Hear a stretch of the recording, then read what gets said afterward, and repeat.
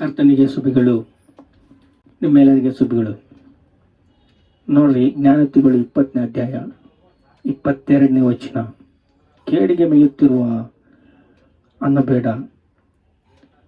ಕೇಡಿಗೆ ಮೇಯತ್ತಿರಿಸುವೆನು ಅನ್ನಬೇಡ. ಯೆಹೋವನು ನಿರೀಕ್ಷಿಸಿಕೊಂಡಿರು, ಆತನನ್ನು ಉದ್ಧರಿಸುವನು. ಯೆಹೋವನಲ್ಲಿ ನಿರೀಕ್ಷಣೆ ಇರಬೇಕು. ರಕ್ಷಣೆ ಹೊಂದಬೇಕು. ರಕ್ಷಣೆಗಾಗಿ ಎದುರು ನೋಡಬೇಕು. ರಕ್ಷಣೆ ನಮಗೆ ಬಹು ವಿಶೇಷವಾದದ್ದು. ನೋಡ್ರಿ, ತಮ್ಮ ಒಂದು ವಾರ ಸುಧಾರಿಸ್ಕೋ, ನಾಳೆ ವಾರದಲ್ಲಿ ನಾನು ರಕ್ಷಣೆ ತಗೊತೀನಿ ಅಂತ ಟೈಮ್ ವೇಸ್ಟ್ ಮಾಡಬೇಡ. ಇಂದಿನ ದಿವಸ ರಕ್ಷಣೆ ನೀವು ತಗೊಂಡ್ರೆ ದೇವರು ನಿನಗೆ ಪ್ರೀತಿಸ್ತಾ ಇದ್ದಾನೆ. ಲೇಟ್ ಮಾಡಬೇಡ ತಮ್ಮ.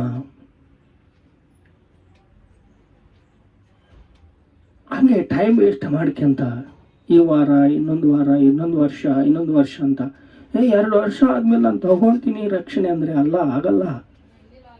ನಿನಗೆ ರಕ್ಷಣೆ ದೇವರು ಕೊಟ್ಟ ಕೃಪೆಯಿಂದ ಬರುತ್ತೆ. ದೇವರು ನಮಗಾಗಿ ತನ್ನ ಪ್ರಾಣವನ್ನು ಸುರಿಸಿದ್ದಾನೆ. ರಕ್ತ ಸುರಿಸಿ ಪಾಪದಿಂದ ನಮ್ಮನ್ನು ಬಿಡುಗಡೆ ಮಾಡಿದ್ದಾನೆ. ಅದು ಎಂಥ ಬಿಡುಗಡೆ ಅಂದರೆ, ನೋಡ್ರಿ, ಗಲಾತಿ 3:20 19 ಕೂಡ. ಹಾಗಾದರೆ ಮೋಶೆ ಧರ್ಮಶಾಸ್ತ್ರ ಯಾವತ್ತಕ್ಕೆ ವಾಗ್ದಾನ ಸೂಚಿತವಾಗಿ ಹುಟ್ಟಿ ಬರುವುದು ತನಕ ದೇವರು ಇಂಥದ್ದನ್ನು ಅಪರಾಧವೆಂದು ತೋರಿಸುವುದಕ್ಕಾಗಿ ವಾಗ್ದಾನ ತರುವಾಯ ನೇಮಿಸಿದ್ದಾನೆ. ದೇವದೂತರ ಮುಖಾಂತರ ಒಬ್ಬ ಮಧ್ಯಸ್ಥನು ಕೊಟ್ಟು ಯೇಸುವಿನಲ್ಲಿ ನಂಬಿಕೆ ಇಡುವ ವಾಗ್ದಾನ ಫಲವು ನಂಬುವುದಾದರೆ ಧರ್ಮಶಾಸ್ತ್ರ ಸಮಸ್ತ ಪಾಪಗಳಾದದ್ದು ತೀರ್ಮಾನಿಸಿತು. ದೇವರು ನಮಗೆ ಅಬ್ರಹಾಮಿಗೆ ಸುವಾರ್ತೆ ಮಾಡತ್ತಂದು ಹೇಳಿದ್ದಾನೆ. 3:8 ನೋಡ್ರಿ, 3ನೇ ಅಧ್ಯಾಯ 8ನೇ ವಚನ. ದೇವರು ಅನ್ಯ ಜನರಿಗೆ ನಂಬಿಕೆಯ ನಿಮಿತ್ತ ನೀತಿವಂತರೆಂದು ನಿರ್ಣಯಿಸಿ ಶಾಸ್ತ್ರವು ಮೊದಲೇ ಕಂಡು ಅಬ್ರಹಾಮನು ನಿನ್ನ ಮೂಲಕ ಎಲ್ಲ ಜನಾಂಗಗಳಿಗೆ ಆಶೀರ್ವಾದ ಉಂಟು ಶುಭವಾರ್ತೆಯನ್ನು ಮುಂಚೆಯಾಗಿ ತಿಳಿಸಿದನು. ಅಬ್ರಹಾಮನು ನಂಬಿದನು, ಆತನು ನೀತಿವಂತನಾಗಿ ಎಣಿಸಲ್ಪಟ್ಟನು. ರಕ್ಷಣೆ ತಗೋಬೇಕು. ರಕ್ಷಣೆ ನಮಗೆ ಅವಸರ. ಬಹು ವಿಶೇಷವಾದದ್ದು ರಕ್ಷಣೆ.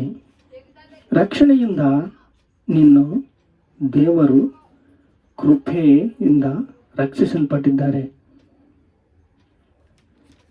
ದೇವರು ನಿನ್ನ ಪ್ರೀತಿಸ್ತಿದ್ದಾರೆ. ಆದರೆ ಸೈತಾನ್ ಏನು ಮಾಡ್ತಾನೆ? ಎಳಿತಾನೆ. ಲೂಕಾಸುವಾರ್ತೆ 10ನೇ ಅಧ್ಯಾಯ 19ನೇ ವಚನ. ಸೈತಾನನು ಸಿಡಿಲಿನಂತೆ ಬೀಳುವುದನ್ನು ಕಂಡನು. ಆಕಾಶದಿಂದ ಸಿಡಿಲಿನಂತೆ ಕೆಳಗೆ ಬಿದ್ದುಬಿಟ್ನು. ಹಾವುಗಳು, ಚೋಳುಗಳು ಸಮಸ್ತ ಬಲವನ್ನು ತುಳಿಯುವುದಕ್ಕೆ ನಿನಗೆ ಅಧಿಕಾರ ಕೊಟ್ಟಿದ್ದಾನೆ. ಯಾವುದು ನಿಮಗೆ ಕೇಡು ಮಾಡುವುದಿಲ್ಲ.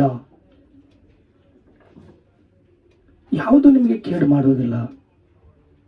ಸಮಸ್ತ ಬಲವನ್ನು, ಸೈತಾನನ ಸಮಸ್ತ ಬಲವನ್ನು ತುಳಿಯುವುದಕ್ಕೆ ನಿನಗೆ ಅಧಿಕಾರ ಕೊಟ್ಟಿದ್ದಾನೆ. ಅವನಿಗೆ ಅಧಿಕಾರವಿಲ್ಲ. ಆದರೆ ಗರ್ವಿಸ್ತಾನೆ, ಮೋಸ ಮಾಡ್ತಾನೆ, ಎಲ್ಲ ಸುಳ್ಳು ಹೇಳ್ತಾನೆ, ಪ್ರೇರೇಪಿಸ್ತಾನೆ ಪಾಪ ಮಾಡಬೇಕು ಅಂತ. ಪಾಪ ಮಾಡು ಅಂತಂದು ಹೇಳಲ್ಲ. ಅದರಲ್ಲಿ ಪಾಪ ಮಾಡೋಕೆ ನಿನಗೆ ಇಷ್ಟ ಇರುತ್ತೆ, ಅದನ್ನೇ ಅವನು ಮತ್ತೊಂದು ಸಲ ಜ್ಞಾಪಕ ಮಾಡಿ ಪ್ರೇರೇಪಿಸ್ತಾನೆ.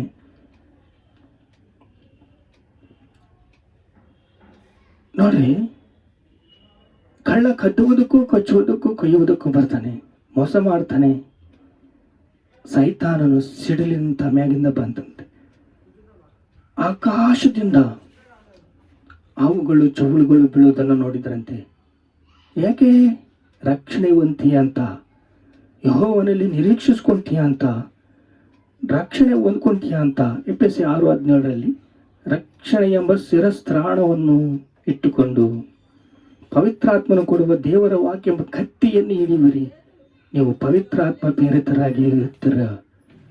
ದೇವರು ನಿಮಗೆ ರಕ್ಷಣೆಯನ್ನು ಉಚಿತವಾಗಿ ಕೊಟ್ಟಿದ್ದಾನೆ. ಆ ರಕ್ಷಣೆಯನ್ನು ಸೇವಿಸುವುದಕ್ಕೆ ನೀನು ಲೇಟ್ ಮಾಡಬೇಡ. ರಕ್ಷಣೆ ನೀನು ಹೃದಯ ತುಂಬ ಯೇಸುನನ್ನು ಸೇವಿಸಿದಾಗ, ಯೇಸುವನ್ನು ಆರಾಧಿಸಿದಾಗ, ಯೇಸು ಕ್ರಿಸ್ತನನ್ನು ನಿನ್ನ ಹೃದಯದಲ್ಲಿ ನೆಲೆಕೊಂಡಿಸಿದಾಗ ನೀನು ರಕ್ಷಣೆ ತಗೋಬೇಕು ಅಂತ ಯಾರು ಹೇಳಿದ್ರು ಕೇಳಲ್ಲ. ನಾನು ರಕ್ಷಣೆ ತಗೊತೀನಿ, ನಾನು ರಕ್ಷಣೆ ತಗೊತೀನಿ.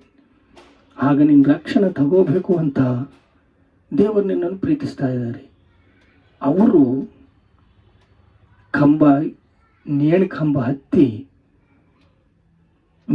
ಮಳೆಗಳನ್ನು ಕೈಯಲ್ಲಿ ಕಾಲಲ್ಲಿ ಮಳೆಗಳನ್ನು ನಡೆಸ್ಕೊಂಡು ಸಿಲುವೆ ಮರಣ ಹೊಂದಿದ್ದಾರೆ. ಪಾಪಕ್ಕಾಗಿ, ನೀನು ಮಾಡಿದ ಪಾಪಕ್ಕಾಗಿ ನಿನಗೆ ಕ್ಷಮಿಸುವುದಕ್ಕೆ ಆಧಾರವಾಗಿ ಕ್ಷಮಿಸು ಪ್ರಭು ಅಂತ ಬೇಡ್ಕೊಳ್ತಿದೆಯಾ ಇಂದಿನ ದಿವಸ? ನಿನಗಾಗಿ ಸಿಲುಬೆ ಎತ್ತಿದ್ದಾರೆ.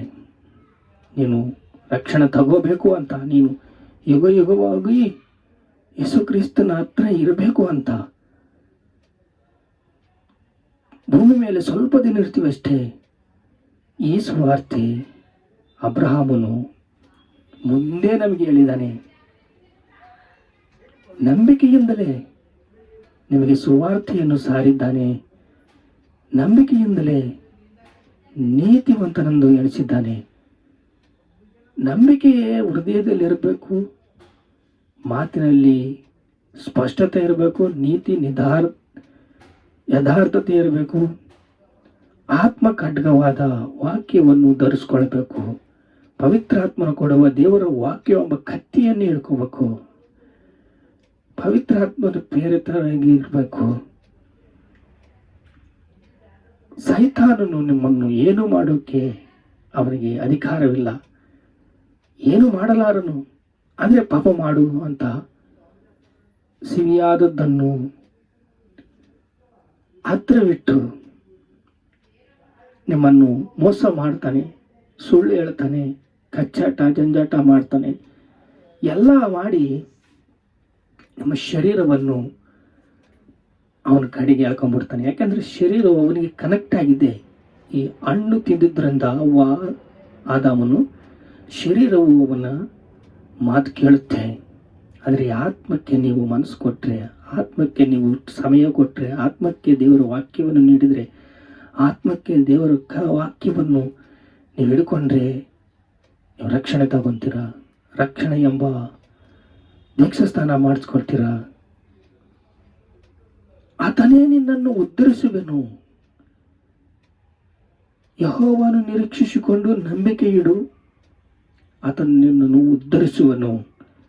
ರಕ್ಷಣೆ ಎಂಬ ಶಿರಸ್ತ್ರಾಣವನ್ನು ಇಟ್ಟುಕೊಂಡು ಪವಿತ್ರಾತ್ಮನು ಕೊಡುವ ದೇವರ ವಾಕ್ಯವನ್ನು ಕತ್ತಿಯನ್ನು ಹಿಡಿಯಿರಿ.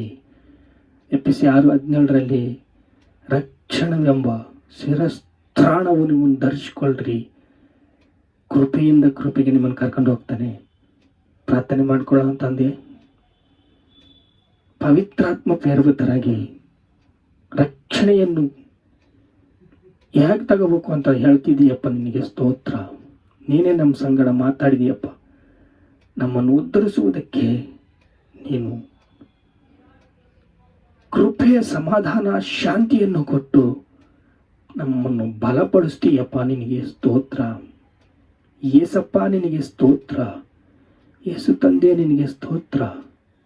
ನಮ್ಮನ್ನು ಉದ್ಧರಿಸುವುದಕ್ಕೆ ನೀನು